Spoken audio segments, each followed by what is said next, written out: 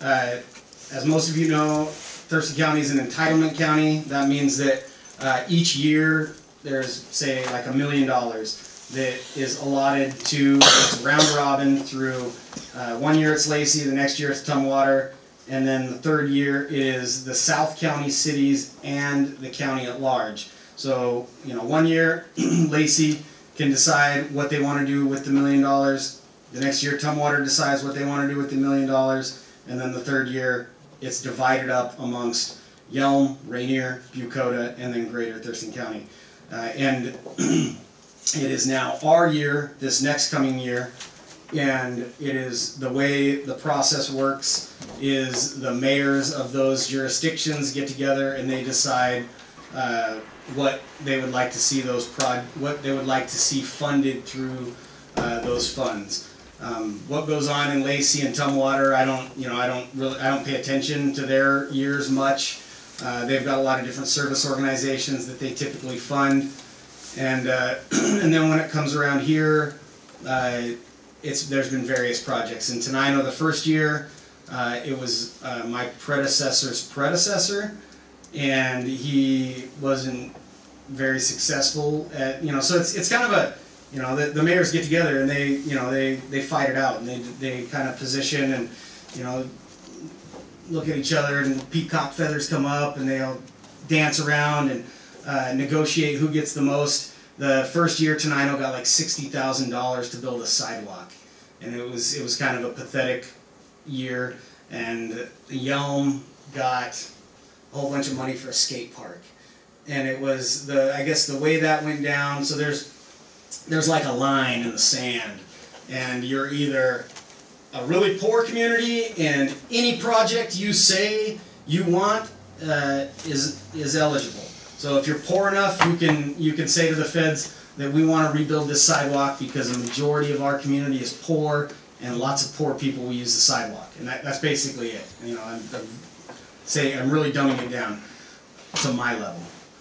And then if you are above that line, you have to specify, and you have to make sure that those projects that you are funding are for specific groups. So in places like Lacey, they have to do that process where they would say, this year we want the funds to go towards this group of people, so like disabled veterans. And then they would say, we are accepting RFPs to help disabled veterans. And then all these RFPs flood in, and they say, well, this organization wants to do this thing, and they rate those out, and they rank those, and they decide. In the first year that we were an entitlement county, Yelm was under that line, and the mayors at the time decided that. And we were above that line. No, we were all below the line the first year. Okay. And Yelm was like right there, and Yelm's mayor was like, oh, hey guys, you need to give it all to us because next year we're not going to qualify for the wide area benefit district. And the mayors at the time said, okay, Yelm, you can build your skate park to end homelessness.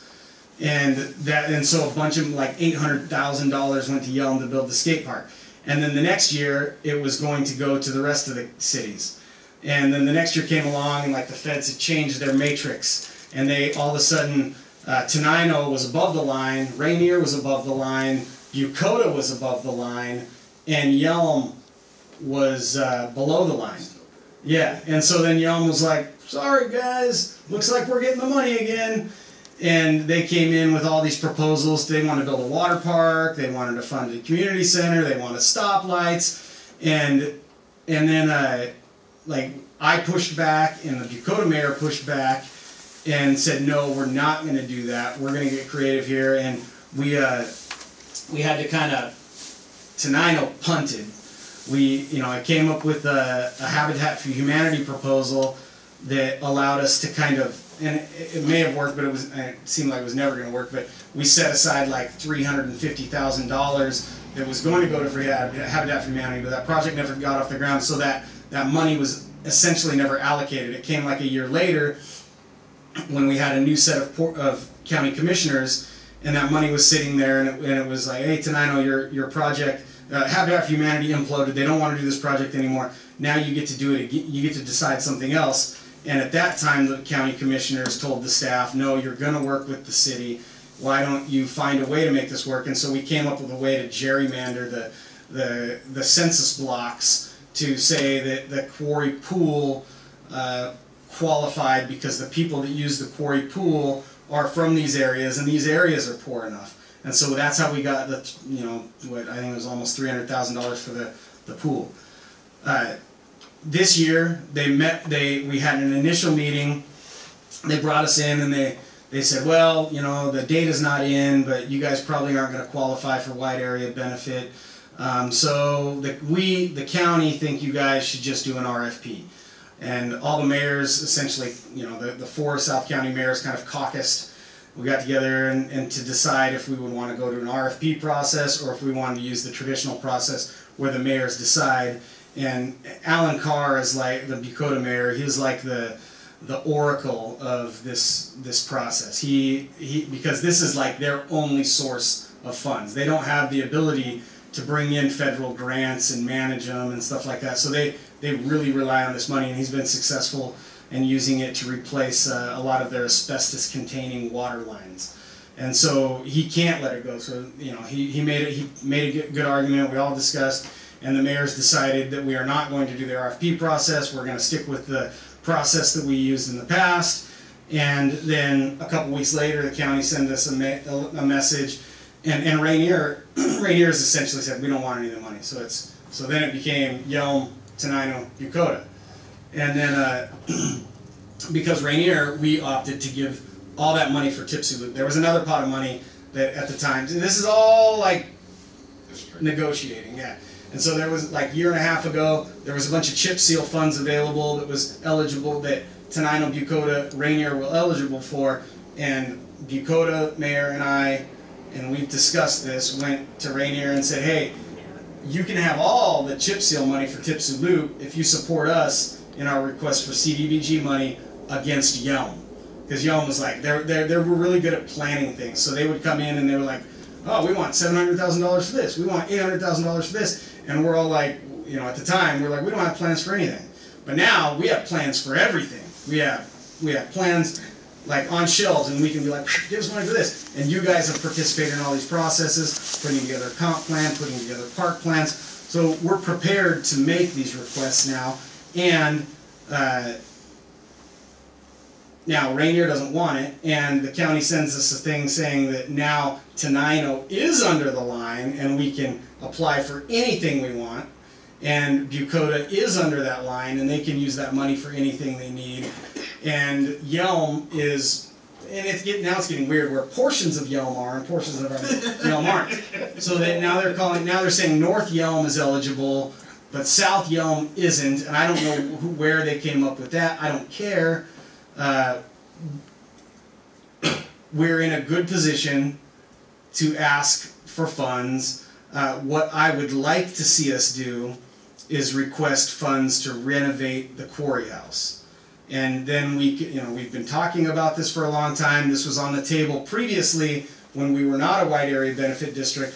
The danger of renovating it with those funds when we're above the line is if we do that, then those things that we put the money into can only be used for certain groups. So if we renovated it 3 years ago with those funds and we said it was for the seniors and their lunch program because they're eligible, then no one else could use it, and it would render it useless to the community. But now, because we're under that line, we can renovate the quarry house, we can put in the commercial kitchen. The building is falling apart, and it will not last for another generation if we don't take care of it. And we're in a position that the bill, the estimates are around $400,000 to renovate that building, and that's right about what I think we could ask for. So it's, but it comes down to between Bucota and us, and I would like to go that direction because this is a pretty good opportunity for us to get this done. We're not gonna, we're asking the state for money to renovate this building. It would be hard to, I think it would be hard. We do stand a chance to get the money we're asking for this building. I went and met with some of our legislators the people that are designing the capital budget, and they basically said, yeah, Tenino, you're going to get what you want. You might have to go over 2 years, but you'll get what you want. So it would be hard for us to ask for the money for this building and then go to the state and ask for the money for the other building. These are non-matching grants, so it's essentially a check written for us to renovate that building, and then it wouldn't be encumbered by the rules that it would have been encumbered by had we done it on a year where we did not qualify for the wide area benefit. That's what I'd like to do. Does anybody have, and I know that Dave has some other proposals, but does anybody have any thoughts, well, I would like questions? to see the courthouse renovated. I think it would be a shame to let it fall apart, and it is falling apart. Yeah, with everything that we've done so far with the park up there, with the memorial wall and everything, why would we not want to do that? Exactly. Yeah. Why let it fall down? Yeah. I agree.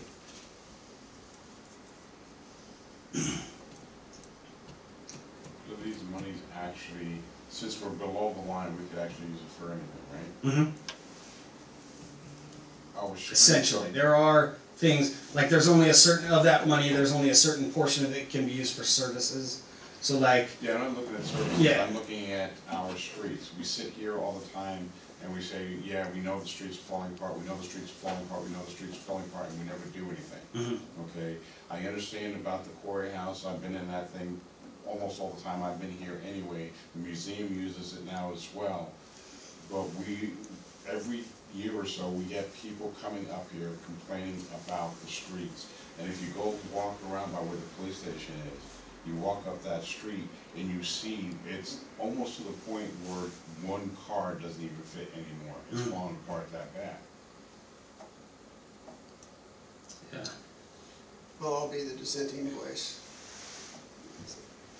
I put some proposals out there. And in my opinion, the Corey House is a great thing. I think some low-income people would use that and do use it. So it's not like it's not being used at all by low-income people. But really, the CDBG money, in my opinion, is meant to help low-income people. And while I can say the Corey House would help some, or the streets, I don't think that's really what that money is intended for. This came from a CIP meeting where we talked about low-income people and the things they're facing. They can't stay in their homes because they can't afford them. They can't afford the utilities. They can't afford medicines. They can't afford food. Those are the kind of things I think that CDBG money should be used for, to help raise up low-income people. So my proposal was to help feed kids in their school district that every weekend they get food to take home because they're homeless. There's been a 70% increase in homeless kids in the last 10 years or something. I think it's the last 10 years I just read. Here in our community? And nationwide. Yeah. But it's even up here though. It's in Thurston County. They're feeding over 600 kids. They're feeding over 600 kids a week that are homeless. They don't We have. had other programs that take care of pretty much that. No. There's fundraisers The and Community everything. Development Block Program grant is, it is for many things, and one of the things that it is very specifically for is infrastructure development. And if you look in the very definition of what it is, Can I finish before? yeah, I just want to say that affordable housing, anti-poverty programs, infrastructure And development. it doesn't even meet this much of the need in our communities. There's so little food, there's probably, it doesn't even come close to meeting the needs in our communities. So that's why I specifically said that one program is to directly help people of low income kids in this case that are challenged, they're homeless. They're, Here's an idea. Can I finish? Can I finish? Yeah, well, it goes direct to yours. Go ahead. It's a perfect lead in. Go ahead. Well, and then the other one I put in for was, we're working on this Tenino energy project, and part of that is building some renewable energy projects. And I think with that one, that was the other one I sent out, that we could get matching money, so we could take whatever money we could get for that, we could find matching money and dedicate that output of that solar system to help offset low-income low-income person's utility bills, two issues that are big issues. And that's what I think it's truly that CDBG money is meant for. So that's my 2 cents, and you know, whatever happens, happens. I'm not against, I understand the Quarry House needs renovation, but to me that doesn't really, to me isn't what CDBG should be for. Yeah, I appreciate what you're saying, and I think that there's a lot of valid points. There is a lot of this program that is designed to provide opportunities. It is designed to improve infrastructure, and those, in my mind, those are the things when you shape the environment so that people can be more prosperous and can access things they need. That, I would say, has a longer term economic impact than just than doing direct services. Okay. And so, you know, so like, well, like Linda was, you missed it, but Linda was just talking about how we have had a long, you know, we were talking about the Creative Arts District and expanding that to cover the park, because we would like to have the Quarry House as a commercial kitchen so that entrepreneurs could use it as a business development place, some place to incubate, you know, different business opportunities. That, you know, places. I feel we best serve people when we create areas of opportunity for them. Okay. We only got about a minute and a half left, and this will go real quick. For Dave's point, for helping homeless people or people that are having a hard time, we're going to be talking with the Habitat for Humanity. We could take that money, get that property over there. They can build in that spot at least 6 homes, which will be long-term benefit, not just to those people that can't afford to live anywhere else, because it's sweat equity type homes, but it'll be long-term benefit for the city as well. Well, going back to the things I proposed too, my proposal was to go back to this group and say, because it's for Dakota, Lacey, and, you know, the food thing, they serve, you know, school districts, all the school districts for that. So my thing was, it's gonna serve the whole area. It's not just each city fighting for an area. Each area has, you know, same as the solar. We would just say all this solar output's gonna go to local people, and we would spread it among the community. So it's a community-wide thing versus just, you know, Tenino saying, no, this is mine. How much time do we have to decide? Well, This is just discussion. no, when we are planning things out, so like this, what I'm proposing is essentially something that we started working on 4 years ago, 5 years ago.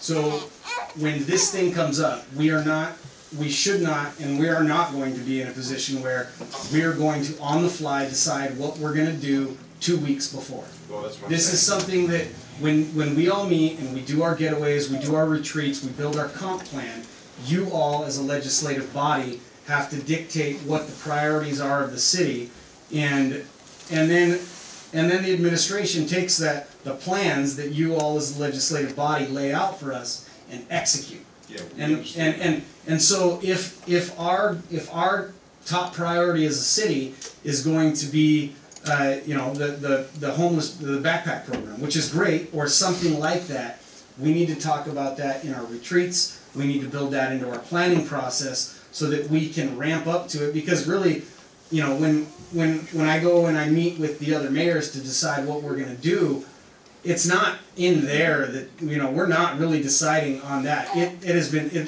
those decisions are based on interactions that have been built over the course of the years, to where, you know, the fight isn't happening then. You know, the battle's been ongoing, and you walk in and we know what Tenino can get. I'm trying to divine what Tenino could be eligible for, what the other mayors will agree to, what is agreeable to you all. So trying to take all these different ideas and through our retreats and our planning processes, find out what is going to fit into this whole and this opportunity that opens up, and we've got it. What I see right now is, because we've got about, are we at? Okay, we're out of time, but real quick, is that, this is a project that we've been talking about, and it's a now type project. The things that Dave is talking about, we can plan for. The habitat stuff, we can plan for, and we can take care of that all at the retreat. And that still gives us plenty of time to move forward with more funding as it comes up. All right. Thus ends the workshop. Thank you. All right.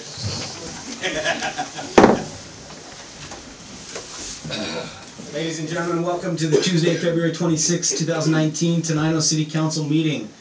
Let the record show that all council members are present. Would you please stand for the Pledge of Allegiance? I pledge allegiance to the flag of the United States of America and to the republic for which it stands, one nation under God, indivisible, with liberty and justice for all.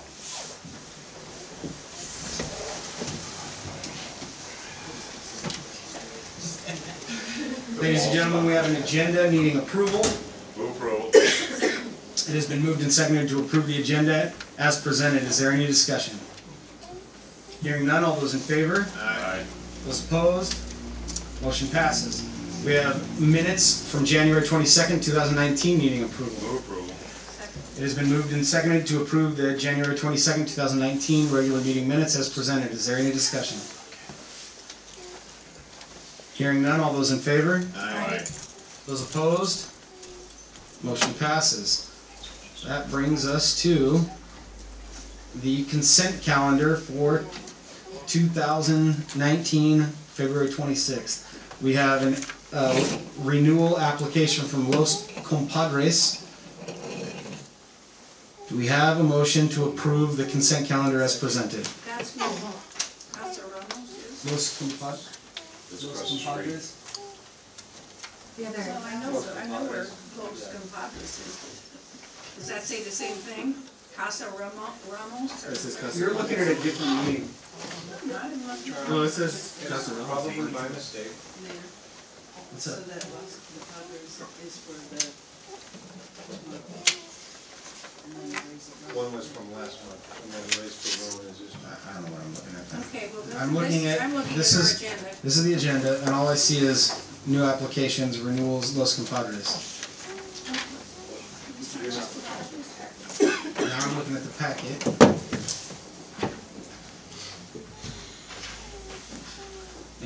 We have a consent calendar consisting of January 23rd, 2019. Is this the same thing? We have two sets of vouchers that were not presented to council. Okay. Because we canceled the meeting. Okay. So you have, Alright, so we're gonna do the first set, consent calendar consisting of January 23rd, 2019 through February 12th, 2019, payroll EFTs in the amount of $63,081.96. Claims checks 27956 through 28022 in the amount of $67,926.62, with claims checks 27957 through 27960 being voided. They were put in the printer upside down, but I told Rona I wouldn't read that. But then she did this to me, so. For a grand total of $131,008.58, and Los Compadres Mexican Restaurant liquor license application. Move approval. Second. It's been moved and seconded to approve the consent calendar as mentioned. Is there any discussion? Are they current on all their B&O taxes and such? I think that's a question we've asked in the other ones. Los Compadres? we checked that first, yes. Hearing no further, all those in favor? Aye. Those opposed? Motion passes.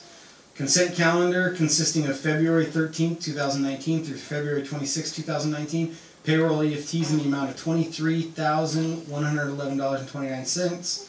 Claims checks 28023 through 28047 in the amount of $18,259.39 for a grand total of $41,370.68. And liquor license cannabis application renewal for Raise for Rowan special occasions permit for 4/27/2019.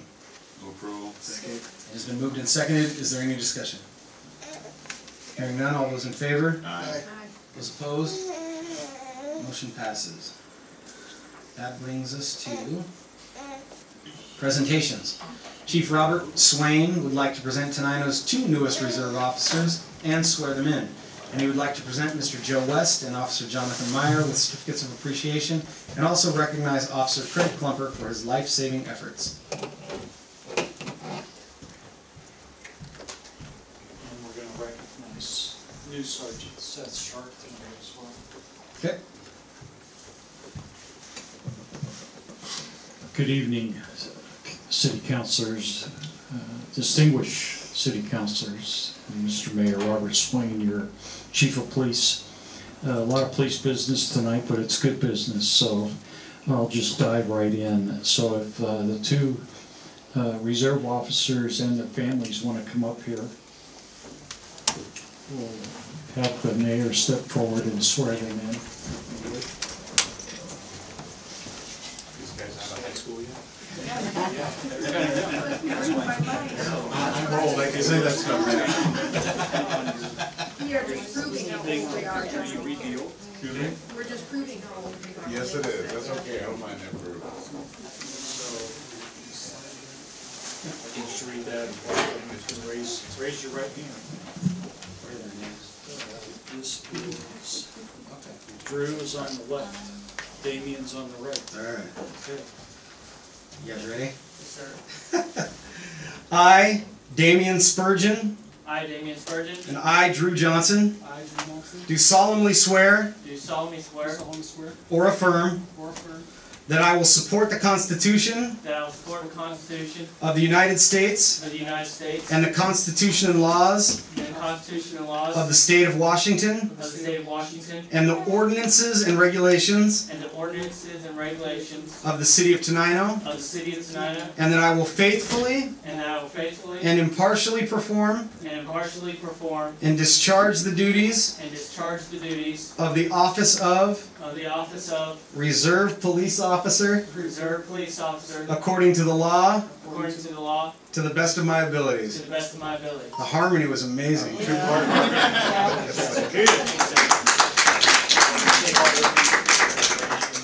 Yeah, go around and introduce yourself. We got one more, Mr. Mayor. Congratulations. Thanks, sir. Full board. Congratulations. Thank you, ma'am. Welcome. Welcome. Thanks, sir. Congratulations. Welcome. Thanks, sir. Thanks, sir. Welcome. Thank you, ma'am. We'll do some pictures afterwards. Okay, so you go have a seat. Come on up. Come on up there, Sergeant Sharp. Is this your parents? I think this is his mom and dad here.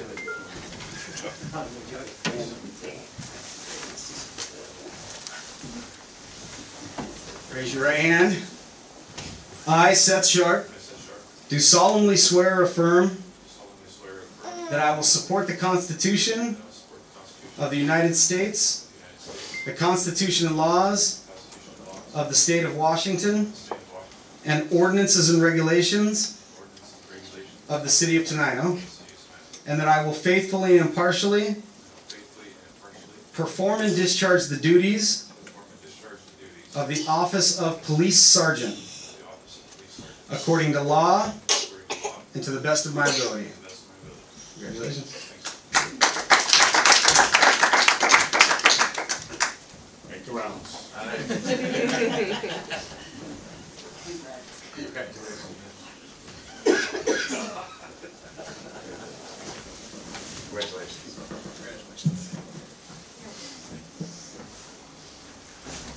Okay, unfortunately, our reserve officers weren't able to make it tonight, so we'll have to do that another time.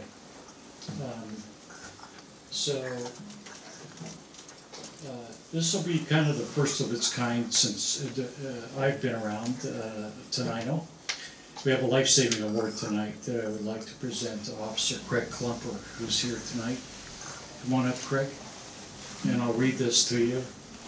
This is for his actions in performing CPR at a medical crisis event on January 10th, 2019 in the area of Sunset Heights Lane South. So he was actually volunteered to back the medical crew, and Thurston County was the first one there. And so Craig was a substantial part of this medical call. And I actually got a call from the county sergeant, sheriff sergeant, who said that he wanted to make sure I knew that Craig did a fine job. So with that, I've had a certificate prepared for a life-saving award for him, and we're pretty proud that he represented Tenino very well. So. Great.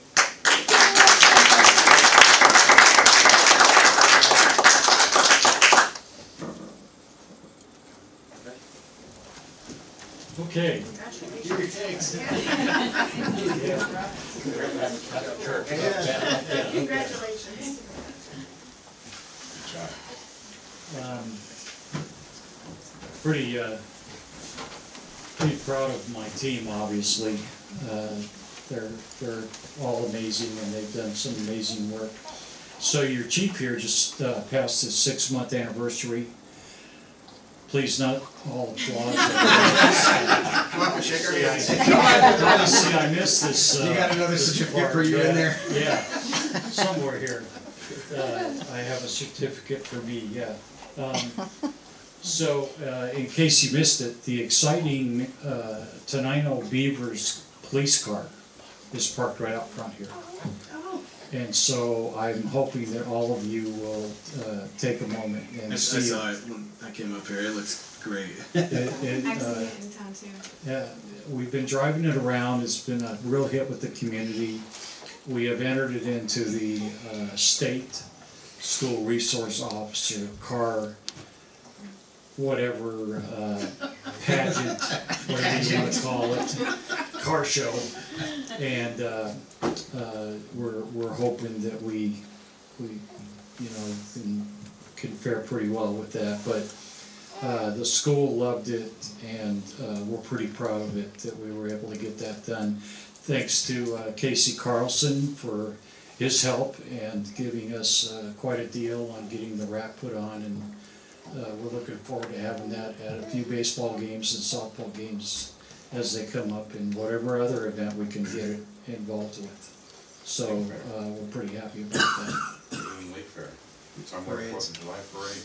Yeah, we're going to try to do as many parades as we can. So we're pretty excited about it. Some of the other things that I think it's important for council to note. So today I had a very good conversation with not only the mayor, but with John Millard. Yeah. So we have been approved, and we'll start the Toledo, Tenino, actually it's Tenino, Toledo. Much better. Yeah, Reserve Academy. It's the first dual sponsored academy for small departments in the state ever.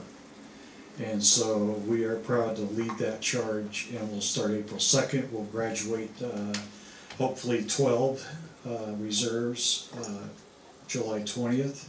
And not all Tenino reserves. No, there'll So be we're not going to have 12 Tenino reserves. right. There'll be yeah. Thank you. There'll be these two gentlemen you met tonight. They'll be in there. There'll be 2 from Toledo, and the rest will be open to other agencies. So 8 positions. We are charging $750 a body. We're not trying to make money on this, but we are trying to cover expenses to include instructor fees, mileage back and forth, and that type of thing, whatever we need for the academy. And in preparation for having another one, hopefully next year, we want to try to make that happen. John Millard, who, as most of you know, is our man that wears the finance hat, and we're going to be coming back to ask you to open up some sort of account so that we can start taking the monies in for that and get our academy started. Where is it going to be located? Right here in good old Tenino. We've got all the facilities.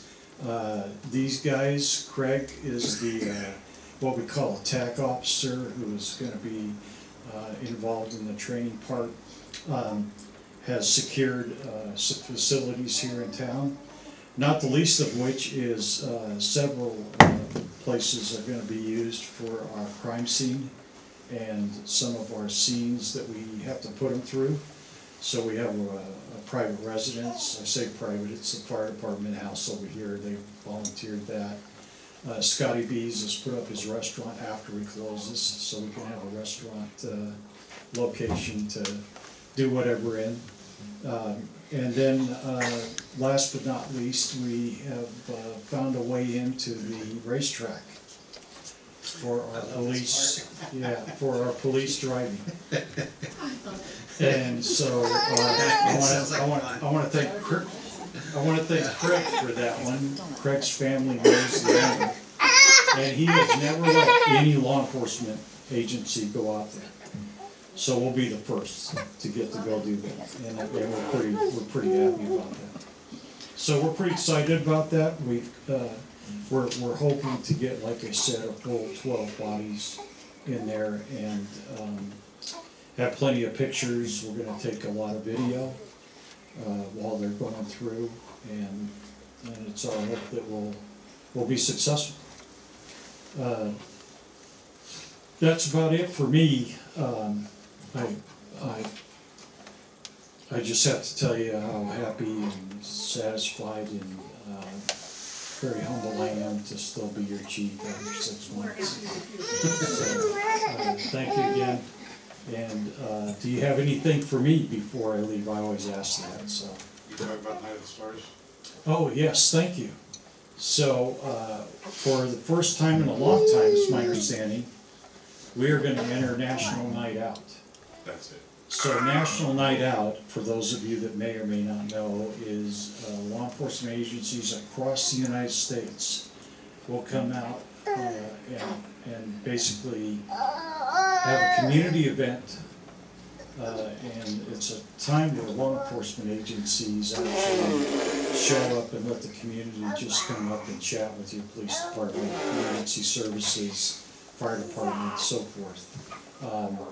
It is, it's one that I've participated in my career several times, and they're different depending on what area of the country that you're in.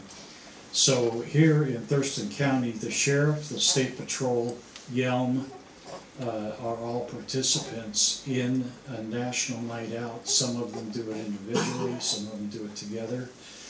We are going to be coming and asking council to let us use hopefully a portion of the park that we would like to bring in for just this one small window of a night, 4 hours. I think it's 4 hours, isn't it? 2. Okay, 2 hours. And so just a small window, we're going to be, you know, out there hopefully having people just come by and say hi. And it's in the summer, so it'll be warm out, and we would love to have your support in letting us use some of the city park for that. So we'll be coming back to ask for that. What's the date? August 6th. August 6th. Is that what I have here? That's basically the same thing that I've been doing for the last few years. Basically, and yours is daytime, and ours will be nighttime, and we'll, I think John's going to help us out, in fact, get some of this together, but we are going to invite everybody, and we're hoping that we'll have some participation. But if not, we'll get it covered. The department size after these reserves come out, and it'll be around the time that they come out of the academy and be certified, we will have 8 in patrol. That includes yours truly. And we'll have 2 volunteers. One is Joe West, who's doing the traffic school and also be doing some instruction in our academy. And the other you've met is John Steins from Tumwater. So we're up to 10 that are actually a part of our department, and I'm pretty proud of that. So it'll be just the Tenino Police Department, you're not, nobody else is gonna be here? There's right? deputies. No, that yeah, usually show up for sheriff. I'm gonna invite the sheriff's department just because they're county. Yeah. And the state patrol probably because they work this area too, but I'll limit it to that. So No I'm feds. just curious, I don't care. Yeah, no No feds, feds. right. Tenino is fine. We don't allow feds in Tenino. Hey, Chief, with the where we at in the scale system? Oh, thank Oh, you. yes. Man, I meant to tell you about that. I appreciate the reminder. So I'm gonna be coming and asking you to apply for a grant that the Traffic Safety Commission has. And as a part of that, believe it or not, truck routes is in there, and I'm gonna apply, hopefully if you let me, I'll apply for that grant. So I have not given up. Before I leave Tenino, you will have portable scales here to weigh all of these semi-trucks that are coming through speeding and overweight. Even though it is a route that, I get it, that is clearly there, it's just the speed now and the weight. More so the speed actually than the weight. But again, you know, I get your interest in this because we talked before, but the scales, the portable scales that I want to get are about Too heavy? about Not $6,000 to $8,000, and so cost-wise, they're not that much. Yeah. But I don't have it in my budget. So Have you guys only counted that one day? no, I've counted 2 days now. Okay. The second day was worse than the other time. So we got up to 135 on the second time in a weekend. That is so hard on our roads too. It's so hard. Well, yeah, and It really is. and again, it's been tough to enforce because it just hasn't been done before. And like I told you, I really do. I plan on doing a media blitz when we get the scales and we get trained and we're able to get them out there. I'm going to do a total media blitz to let everybody know. When do you need to apply for the grant? The grant, the final date for applying for the grant, I believe, is the end of March. And so the next council meeting, I will have more information about it, and I'll be able to tell you how much I want to apply for. And it is a non-matching grant. It's an actual grant, and then we have to supply them with the data that we get. And one of the things that I'm going to order is a traffic counter, which the state said they would come and put it in for us, so we can use that data as part of our research. I know they go so fast right down the court, right down the middle of town, those 2 blocks, and there's no way to pull them over. There's no place to pull them over. Well, yeah, we're going to make a place to pull them over on right on the drag here. It's just a matter of how we're going to do it. You know, we're not going to pull over every one, and maybe every other one, but we're going to be we're going to concentrate on being fair in the way that we conduct our operation, and because I don't want to just target one company or one kind of truck, or Well, don't be So- surprised if the merchants come out and give you a big hand. well, you know, Stop them, seriously. I understand. So, anything else? I appreciate the question. Yeah, I think that's it.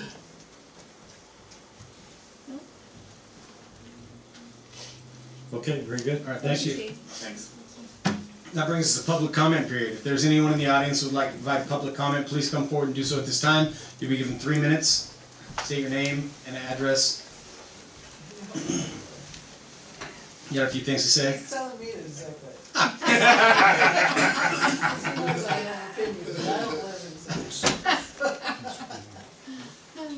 Last chance. If there's anyone who would like to provide public comment, please come forward and do so at this time. Seeing none, moving forward. No public hearings, no proclamations. That brings us to old business. Item 12. For the past 2 years, Mr. Doug Ma has facilitated the city's strategic planning workshop, more commonly known as the Council Getaway. Sounds so nice. Mr. Ma's unique perspective as a former Olympia mayor and his intimate familiarity with the city due to his previous work with our mayor and council to produce a workable municipal budget, in addition to the fact that he has facilitated the previous 2 sessions, makes him particularly well suited to facilitate this year's event. The administration therefore requests approval to enter into a consultant agreement with Mr. Doug Ma again this year. So moved.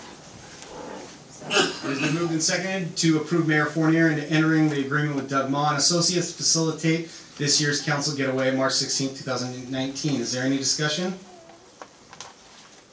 Hearing none, all those in favor? Aye. Those opposed? Motion passes. That brings us to new business item 13, Chief Swain. This is regarding the recently purchased firearms. I can read the preface. So during the January 22nd, 2019 regular meeting, Chief Swain informs council that he would be seeking to replace all of the city's current inventory of pistols with more modern firearms. Go ahead.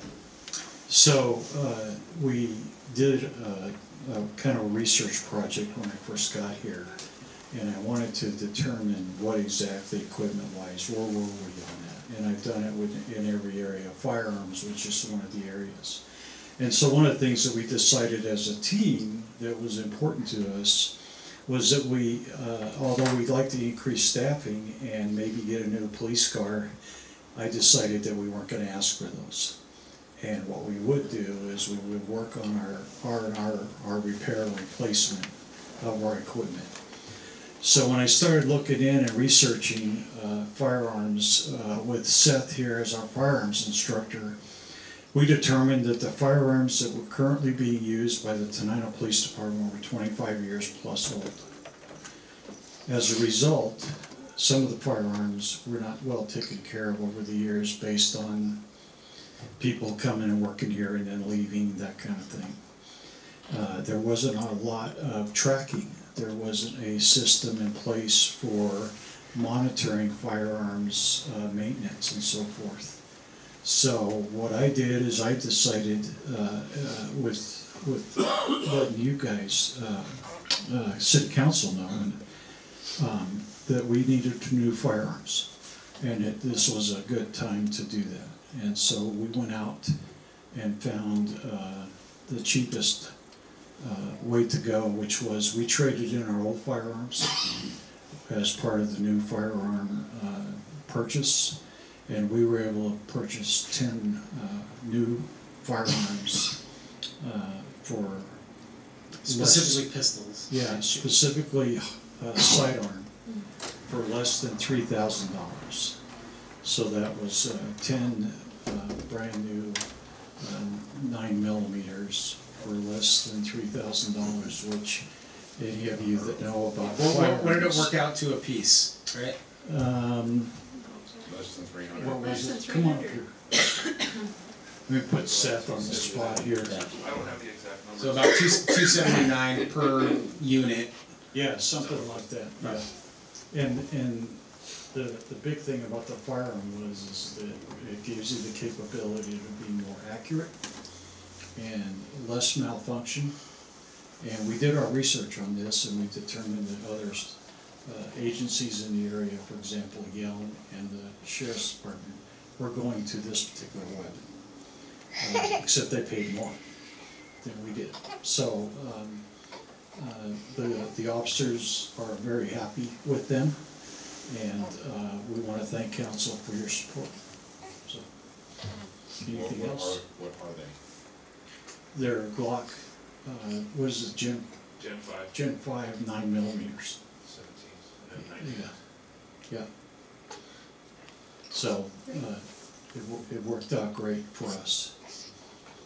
So what we went, this was an important item that the chief moved on quickly. We went slightly outside of, Protocol. yeah, where the line item where they should have been, and which was small equipment. So what we need to do now is we're requesting council approve an additional amount not to exceed $3,000 for the purchase of the new firearms for the Tenino City Police Department. So moved. Such funds exist in the form of non-obligated general funds. If approved, this expenditure would result in a general fund ending balance of $73,000 rather than the currently projected $76,000. So we're asking that this be pulled from outside of the police department budget and in the unobligated general fund ending balance. And this is slightly out of the norm, and we understand that. And let me just say, I'll throw myself on your sword here. I was not familiar with the process, but after talking to Mr. Millard here, I am certainly familiar with the process. I can assure you it won't happen again. And it was a great opportunity where I think we all appreciate, Seth explaining the improvement of the firearms scores since, what did you tell me earlier today about the way the qualifications are scored and the improved, just say what you said earlier. Just a couple calls that we've kind of ran for practice calls. We haven't gone to official calls with them, but scores have gone up a huge amount. We'll be able to get everybody through, no problem, with this new firearm. I can't say the same about the old firearms. So, equipment's important. Did you have anything What I was going to say we're is, asking council to approve? by the letter of the law, you don't have to do that, and the department could still absorb the cost out of their budget. But the way the transaction came about, also literally, if we were to do it that way, they couldn't buy any more pens, papers, or pencils because they will be overspent in their small equipment category. So we asked the chief to make the ask of you in order that we maintain the integrity of his small equipment account and simply use the unallocated funds to make this purchase. Oh, we have a first and a second. Yeah. Okay, we have a motion and a second to approve an additional amount not to exceed $3,000 for the purchase of the new firearms for the Tenino Police Department. These funds exist in the non-obligated general fund portion of our budget. If this is approved, the expenditure would result in a general fund ending balance of $73,000 as opposed to the currently projected $76,000. Discussion. Good job. Thanks. All right, hearing none. All those in favor? Aye. Those opposed? Motion passes. Thank you, Chief. Thank you, Council. Thank you, Council. I appreciate it. Block 5, that's pretty I know, I want to get one for that price. Yeah. There's a place in Gresham. No, we can't. We'll tell you on the side. Yeah. But Seth did an excellent job doing his research. That brings us to ordinances. Ordinance 896. This would amend the table of uses to allow agricultural use of land currently zoned as public, semi-public.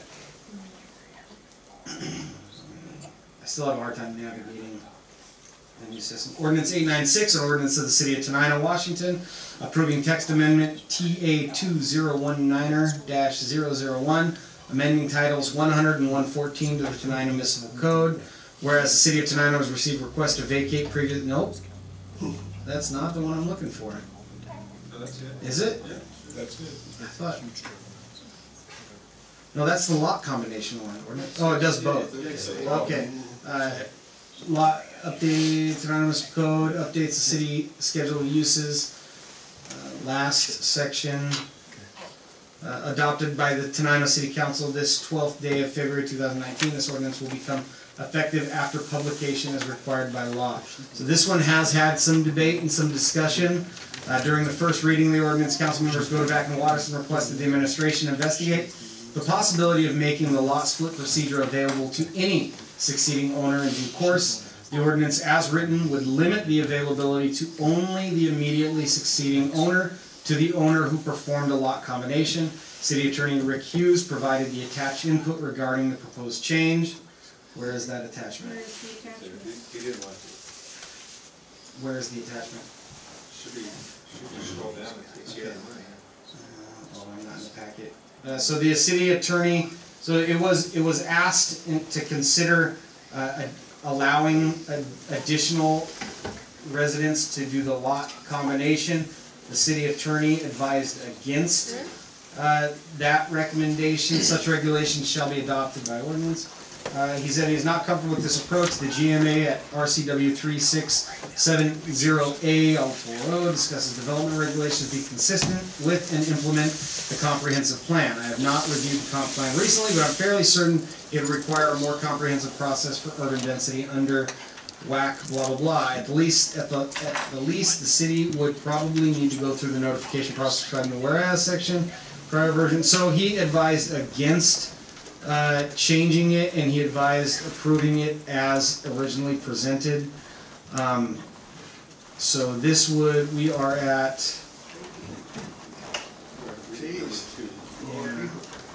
we are at reading number 2. I would ask that a motion be made to approve this as the second reading and adopt ordinance 896 as currently written with the effective date of March 1st. If you do make a motion to approve it as stated in a second, we then open it up for debate and we could talk as such. So moved. We have a motion, do we have a second? I'll second. It has been moved and seconded to approve as the second reading and adopt ordinance 896 as currently written with an effective date of March 1st, 2019. The floor is open for discussion. I understand the concern. I still think it's crazy that when they're trying to put people in cities where there's sewer and stuff, that it has to be this complicated. If there was 2 lots before, it seems like there should be an easy process to go back to 2 lots if somebody combined it. I'll vote for this because it sounds like that's kind of where the Growth Management Act pushes us. But I would like to send this to our Planning Commission for some review, and also maybe think about asking, should we allow a combination of lots? I mean, I don't think it's a big issue in the city because I doubt there's been a ton of combination of lots, so it's not a big deal.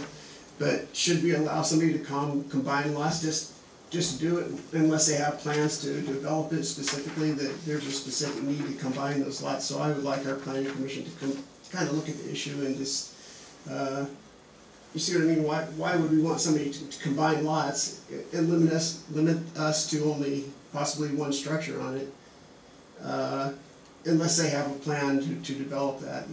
Maybe I'm not saying it very well, but I know I'm going to have to ask John. I think there's some background that's missing, and this specific language speaks to a very rare occurrence, Right. and I do not believe it is saying that any general lot that is combined can never be uncombined. Oh, okay. I think it is much more specific to a certain situation where a small portion has been combined. So I think what you're saying. So 2 whole lots? There's a lot, maybe a No, little bit, if I'm correct, but I mean, please take it away. Well, yeah, This is very nuanced and specific. Okay. So our ordinances already allow for a lot combination. What does that mean? So somebody owns 3 adjoining parcels of land. Without having to go through a big process, they can make those 3 small adjoining parcels 1 single parcel. So now we've taken a more dense, a lot that if 3 people live there, there would be a higher density, which is actually what we want, and made it a single family on a larger piece of land.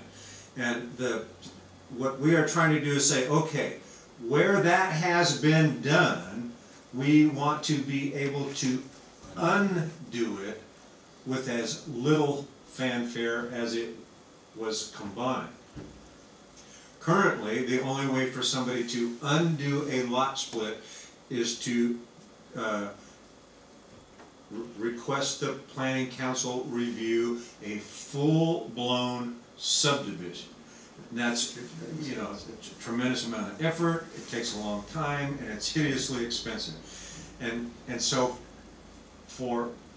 and we are further limiting this ability to only the next succeeding landowner. This is where our city attorney had issues with when we came back to him and said, we want to do everything except that we don't want to limit it to the next succeeding landowner. We want to be able to, any landowner do it, and you know, that's his long dissertation. So he is comfortable with us allowing a lot split where a lot has formerly been combined, but only to the next succeeding landowner. And that way we stay within the very well-defined envelope of the Growth Management Act. Okay. So now I'm coming back and saying, so somebody has 3 lots and they do that combination, just because they want to do it, not because they want to build a house. They're like apparently happened over there. They combined them and never did anything with it. They wanted to create Originally, they probably wanted to create it and build a more house. space around them, right? So, what I'm asking is that the planning commission consider, if somebody just says, hey, I'm gonna come and I wanna combine these 3 lots. Right now, they can do it, whether they had plans to develop it or not, right? They could just come and say, hey, I want these 3 lots to be one. I bought 3 lots and I want them to be one. Well, they can use any reason they want, but they must follow the existing land use regulations. So if they have, you know, if I don't, I think, okay, so yeah, Right. they, all else being equal and everything's legal, they could just say, hey, I want these 3 lots combined. right. They build on them, that, the case is closed, if they build on it, If they build on it and somebody wants to come in and separate, then you have to take a look and say, okay, well, Can we where do do you want something? these? I'm sorry.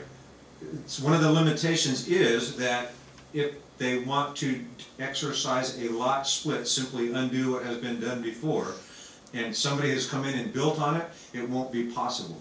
Okay. Because it will not meet the land use regulations. Okay, so what I'm saying is, for them to consider, and maybe I'm just don't even know what I'm talking about, so excuse me.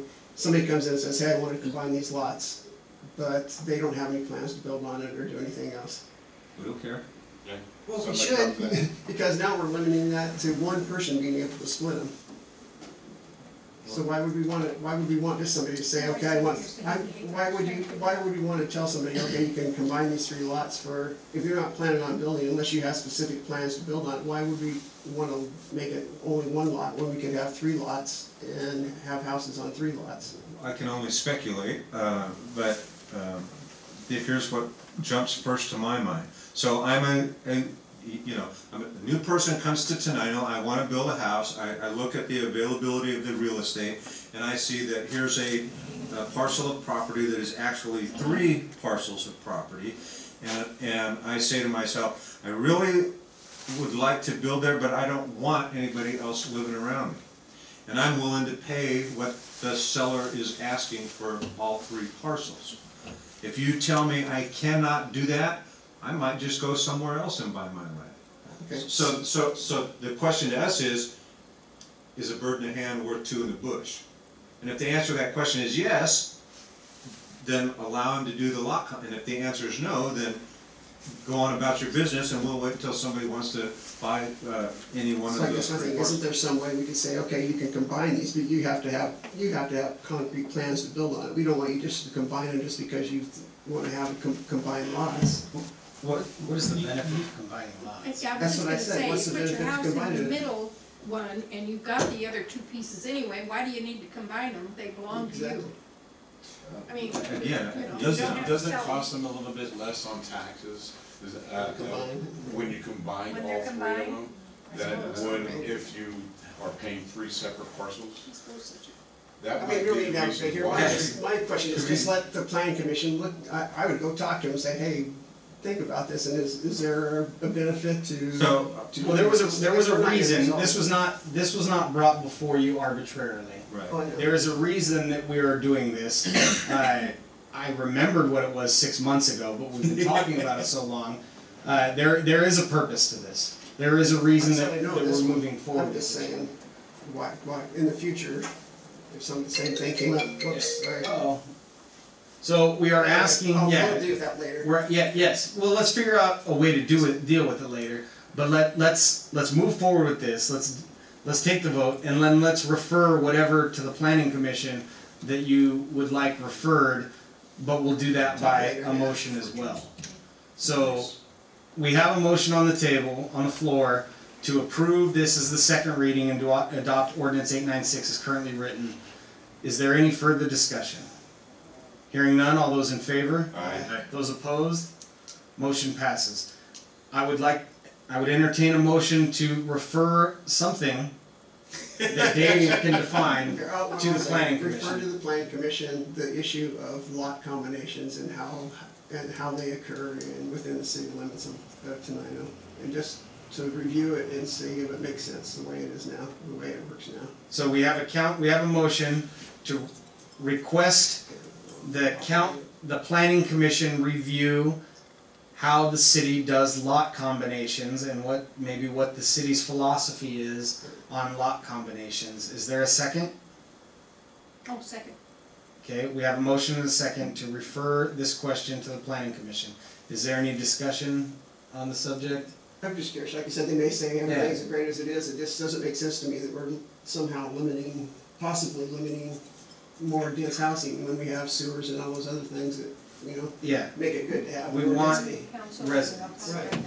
Okay, 3 residents versus 1 is gonna be more in the Okay. city's favor. Yeah, but if it's one person's property, well, Yeah, that's right. sometimes you might be oversight. Well, that's why I said. yeah, there's a balancing act here. Okay, hearing no further discussion, all those in favor? Aye. Those opposed? Motion passes. Thank you everyone for the good discussion, and Dave, thank you for your insight and questions. Ordinance 897, this would allow the use of ATVs on city streets. Second. We have a motion and a second to approve this as the first reading of 897, authorizing the use of ATVs on the city streets of Tenino. This is an ordinance of the City of Tenino, Washington, adding Chapter 18-20, wheeled all-terrain vehicles to the Tenino Municipal Code.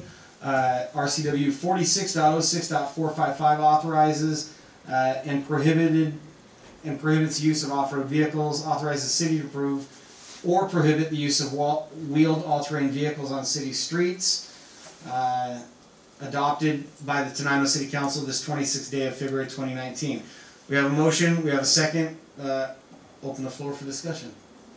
Maybe the chief has some comment. Chief has a comment. Chief, go ahead. Yes, if I may, just a couple of things. So I'm all for this, and even after discussion with the mayor, he supports it as well.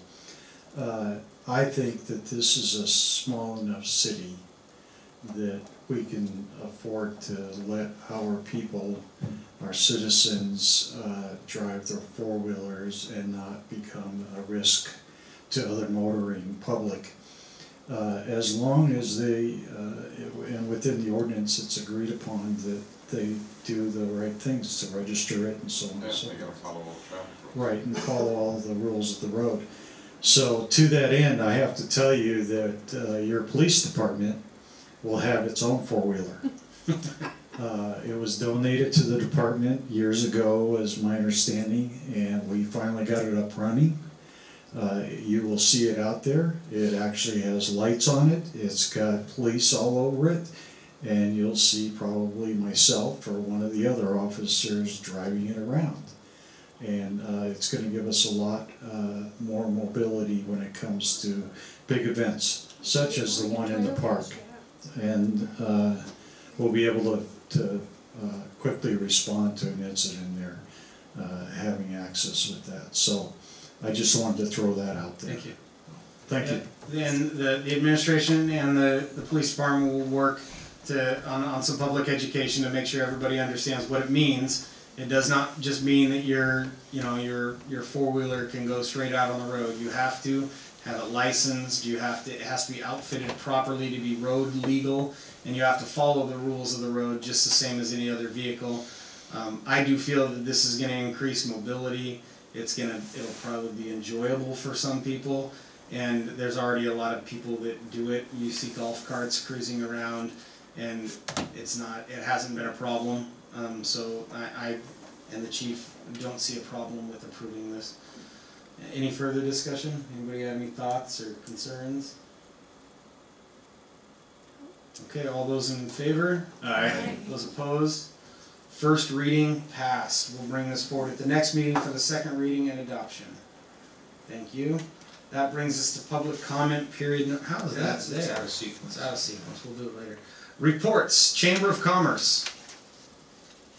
EDC. VCB, Fire District, Library.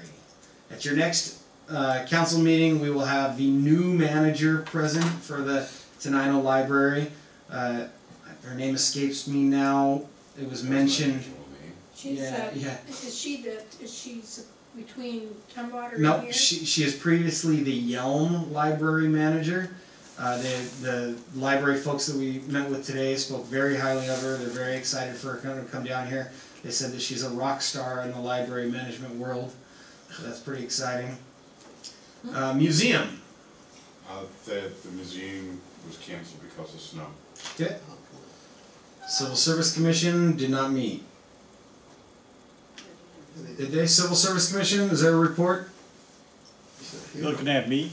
Yeah, Civil Service Commission. No. Park Commission, Planning Commission. Cancel. Everything was canceled due to snow. Yep, no. Fac- TPB.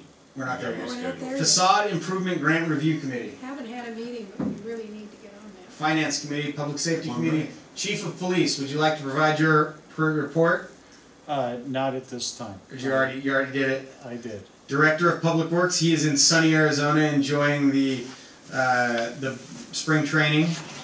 They worked diligently to ensure that the roads were safe during the Snowmageddon. They worked very hard.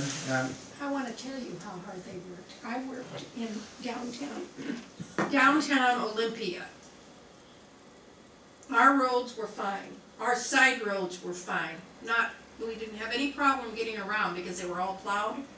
I get to Olympia and I turn on 10th Street to go to the parking lot and it's snow. You can't get through. We were absolutely snowbound on all the side roads in Olympia. Yeah. They did not clear them all. Parking was horrendous down I saw the same thing. Horrible. I was in Seattle, the snow was terrible, and the roads were bad. The county, they had a hard time keeping up, and then you get into Tenino and it was like all of a sudden like, whoa, like everything's clear. I was amazed They when I did a got great there. job. I really was, because I was, the day the snow came, they were out there plowing Yep. side streets. Yeah, I was amazed. Yeah. City planner, building official, there is a lot of stuff going on in Ben Barnes' world. They're moving forward on the Hidden Meadows development that you're gonna see. I think you're gonna see the show houses within the next 6-7 months, I think he said. Public Works had to go out and so as they put in those new houses at the end, this is all gross poop stuff. They put in those new houses at the end of Park. So our system is built like a kind of like the Venus system in your body, where there's just a return to the pump, and so all the stuff comes out, and then it goes directly like as these little low pressure pumps push things along towards the wastewater treatment plant. The last house in the line, you picture it, everything kind of comes up, but then there's a stub line that goes out and dead ends. Yeah. And so for years, that's fine. But then they want to put houses down here at the end, and for like 10 years, there's been impact of bio waste in there. And so then they have to get in there with a more high pressure pump and hook it up and then No wonder. Yeah. No Watch wonder. out on the other end. Yeah. No wonder Troy went to Arizona. So they had to do that down at the end of the park, at the end of Park Street, and they were successful in clearing this impacted line. And then he told me that, and I thought that there would be like some like isolation valves that would prevent that kind of thing. But there's a number of things within our system that weren't really well thought out. I had envisioned that there were like check valves as it pushed along. No, it's just all open. open system. Yeah, and the only place that there are like there's a one-way valve that prevents backflow is into your home. Thank God that was put in there. Otherwise, they hook up the pressure pump, and it can withstand like 200 psi within that line. So I mean, there's a lot of pressure in there. It's interesting. So they cleared that line, and there's a couple of them that he explained that he's really scared of. There's stuff in there, but yeah, whatever. That's neither here nor there. So the building official is working hard. City attorney, we met with him yesterday. to talk about ag park stuff and in preparation for the getaway. City Clerk Treasurer. Good evening, ladies and gentlemen. Again, it's fairly early in the year, and revenues aren't where we, well, revenues are exactly where we want them to be, but expenditures are leading revenues. Is something that we haven't experienced in the last 24 months, so I've got my eyes on that. And then I broke it down, the general fund revenues, and the reason I did that is, you'll see on the report there, I learned this over in Spokane this week. Our state auditor's office is going to embark upon a full media blitz here in the month of March, and their intent is to educate the state of Washington's citizenry on how our state auditor's office supports our sunshine laws by making financial available, understandable financial information available to the citizens. And they're going to do this through their website. And what I tried to do here was give you a link to demonstrate it, but the link doesn't work. But if you go into any browser and enter this URL into the browser, what will happen is you'll see a map come up. It takes a while to load because it's very powerful. And everything in the system I'm about to tell you about is based upon the annual reports that we have filed and that have been audited by the auditor's office. So you go to this website, you bring up the city of Tenino, and it'll show you a map. And then if you scroll down a little bit, it has like 7 different areas that the state auditor's office measures as indicators of our financial health. And they have 3 different categories, and to me, I can remember them easiest as red, yellow, green. Red is bad, yellow is cautionary, and green is good. And so when you first go in, the first set of slides is a little bit misleading because you go, oh, we've got 2 orange ones in there, or amber ones in there. And so if you go to those amber flags and open it up, it will give you all the components of that thing. And for example, cash flow is orange for us. And if you go over there and you break it apart to all its constituent parts, you will find that, oh, but wait a minute, overall your cash flow is good. So across all of our funds, the cash flow is good. What's causing it to be amber is our general fund. Well, it's early in the year, and you know, the only way to fix cash flow in the general fund is to make more money than you spend. We get what we get, so our only way, you know, the only practical way of changing it is stop spending. Well, we can't do that either. And if you go deeper inside the cash flow issues, what you will realize is it's the start of the year, we don't have all the revenues we're supposed to get. Yeah, cash flow kind of looks bad. But that's why we have the cushion in our general fund to support that.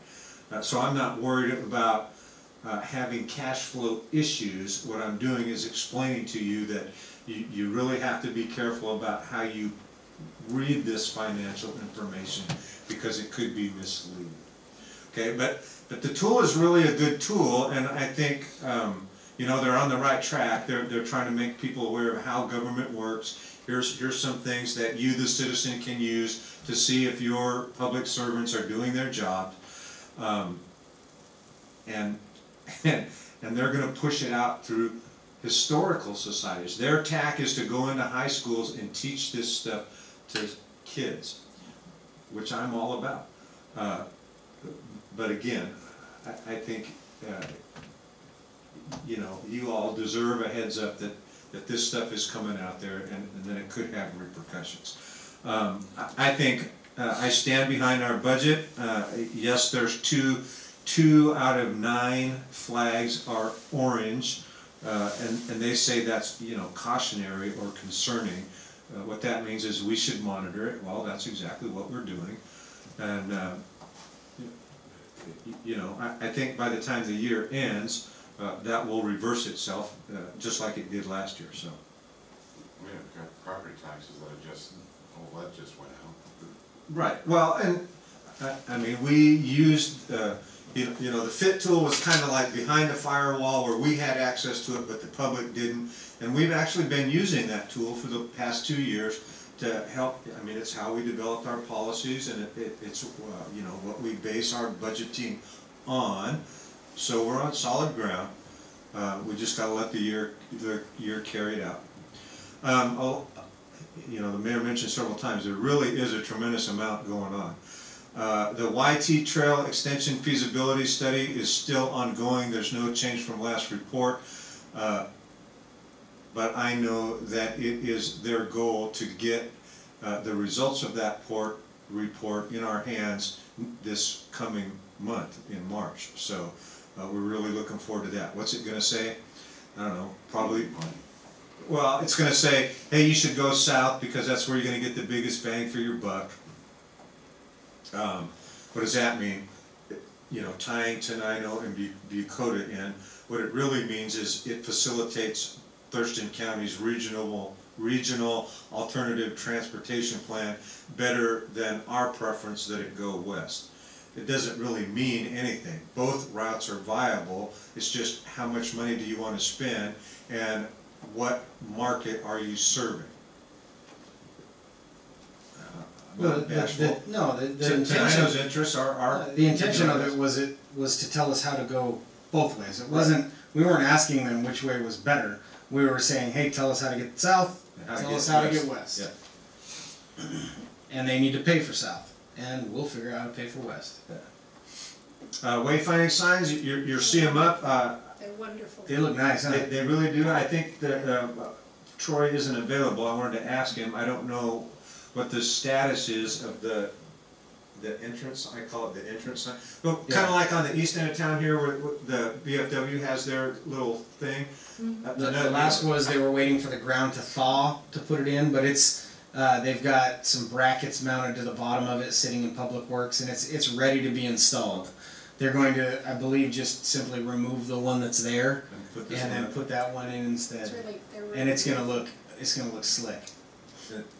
You know, and it's going to be good because everybody's going to see that, and then they're going to want one on the other 3 ways into town. Oh, yeah. Well, and those wayfinding signs, there's people that want those, and I've encouraged like the post office and the farmers market to apply for the facade grant to pay for them. There you go. There you go. The mayor talked to you about the Port of Olympia.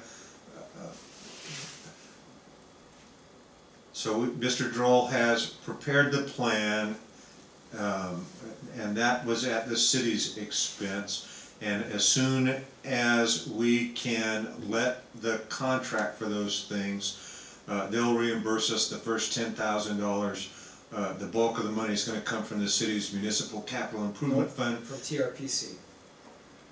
For the bike kiosk? Yes. There is money that TRPC has. Yeah, I got you. It's not coming from not our from municipal capital improvement fund. It's coming from the residual Tipsy Loop chip seal. It was even prior to that. There's money from like 2003 for like transportation alternatives that. Yeah. Okay, so it won't be. I mean, we'll work on that. That's even better news. The wall out there. I'm sad to not be able to participate in the emplacement of the plaque, but the plaque's in there. It looks awesome. They're finishing up the last couple of feet of the top rail, and they're going to be done. I think they were done today. Yeah, could very well be. I mean, they were that close. We actually received the Lexipol reimbursement from the RMSA, so Chief is out there using Lexipol courtesy of our annual dues. I submitted the request for reimbursement on the Inquiron. What that is you all have a copy of the latest and greatest version of our employee handbook. That includes Inquiron's human resources review of it. They really didn't offer us much more than we had already done ourselves. You may have read their report that they told us we should consider a dress code. The mayor and I talked about it, and that's a two-edged sword, right? You know, there's good arguments for having one. There's good arguments for not having one. We chose not to include it. No flip-flops. Yeah. That won't be in there. Yeah. So anyway, but what you have on your desk there in front of you is the latest and greatest. I would ask for you to look at it, because next month we're going to ask you to approve it. The CDBG quarry pool renovation RFP is published. It is published. In fact, if you want to see what it looks like, it's on our website. It's right on the front page. I'm going to keep it on the front page until the dang thing closes. So they got to have their bids to us by Monday, March 18th. They're due by noon. We will open them right at noon, and then we'll start evaluating each of those proposals, and then come back and ask you, you know, once we'll have a matrix and we'll rank them, and we'll choose the one that presents the best deal to us. It does not have to be the least cost. It has to be That's justified. right. You know, we get a little qualitative ability to evaluate on a qualitative basis, not just the quantitative basis. And then we'll ask you to approve that, and we'll get that project going. We're trying really hard to get it done before the pool opens this summer. You know, the construction will be done at the end of the pool season. We want the hard stuff. Yeah. So we want to get working on that and spending the money and get somebody doing stuff. So we already talked to you during the work session about the city and the EDC having a meeting on Monday. Our city engineer came back and said yes, they can handle it. Yes, they can handle it now. They understand that time is of the essence here, so they're working with us on that. Another little tidbit I picked up over in Spokane is I had the ability to talk to our dude on the audit team. We will be audited in June. It will be the last time they come out here every year. So we will get audited in June. We've had a little bit of reprieve. They would normally have come out in November, so we got a little bit of a break. They'll do that, and then we won't see them again for 2 years. But when they come out this year, they are going to dive into small and attractive assets. We have talked to you about that before. You gave us the authority to buy a program to manage those assets. We have it. We've not done a good job at implementing it, but I'll work with the other two department heads and pull something together in the next 3 months so that we can pass that audit. I've spoken to you about the new FIT tool. I got a cold call the other day from an outfit called GovPayNet. They are web bill payers, and their claim to fame is the city will pay nothing for their service. So I've asked them to prepare a pitch to you guys. In the first meeting in March, we'll give them an opportunity to run through that. So the good news is no cost to the city. The bad news is the customer bears all the costs. They guarantee, or I should say, they will underwrite chargebacks. I mean, they're serious about no cost to the city. They've done the research. They don't get that many chargebacks, otherwise they wouldn't do it. And I'm, at this point, I'm ambivalent. What I can tell you is, you gave us the ability to move away from the flat fees that we were charging for the ability to use the credit cards. We are not now charging 2% of the cost. We are still eating some of it. But here's the example. In the month of January, I'm working off my memory here. In the month of January, we recouped something like $120 in service fees. The city paid almost $400. So We're clearly paying more than our fair share that way, and you know, it's not, as hard-hearted as I am, it's still not in me to put all the cost on our citizens, but I think it's worth hearing this guy out. All right, thank you. The assessment of the building is not, is that attached? Oh, well, it's not in my report, but here's what happened. You recall that we had MWA, our not city attorney, our city engineer arranged to have MWA architects come out and look at our building. And their report is a 10-page report. It's mostly pictures, and the intent here is to walk people. Is it on here? Yep. How do I find it? It's right here, it's just in keep the going attachments. down. I'm on page 89. I got page 86, and I'm done. Oh no. All right, well, if you guys got it, I've already seen it. But it just I didn't renew this after you attached it. it takes folks. I don't like this report because somebody who is not familiar with what we're trying to do goes, oh, we got some pictures and some descriptions of the pictures. If you read the descriptions in the pictures, it addresses everything we asked them to address. The roof, the retucking of the mortar, the ADA access ramp, the sealing of the archival area to prevent the entry of water, the fact that this building was never intended to have an information technology infrastructure, and that's kind of important nowadays. The HVAC system, yes, we have a brand new one. It's wholly inadequate to this building. And they went through, and if you read